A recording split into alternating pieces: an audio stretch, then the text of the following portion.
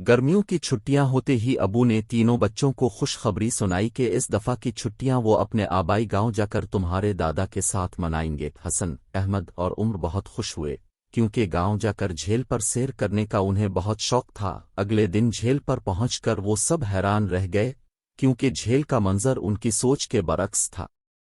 झील के ऊपर जा बजा प्लास्टिक के शापर, जूस के खाली डब्बे और पानी की खाली बोतलें तीर रही थीं।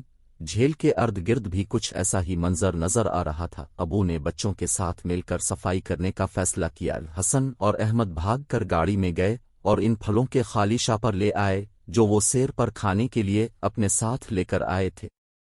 बच्चों ने शापर में झील के अर्द गिर्द जमा गंदगी के ढेर को समेटना शुरू कर दिया। अबू ने झील में मौजूद गंदगी को साफ करना शुरू किया। दोपहर ढलने तक सफाई का काम मुकम्मल हो गया था। सब लोग बहुत थक चुके थे। खाने से फारिग होकर उन्होंने वहां खूब लुत्फ अलिफा साफ सुथरा सब्जा और झील का चमकता पानी उनकी थकन उतारने के लिए काफी था। वो सब जब वापसी के लिए रवाना होने लगे तो उन्होंने देखा कि कुछ मेंढक खुशी से अलिफा चेलती टर टर कर रहे हैं, जैसे उनका शुक्रिया अदा कर रहे हो।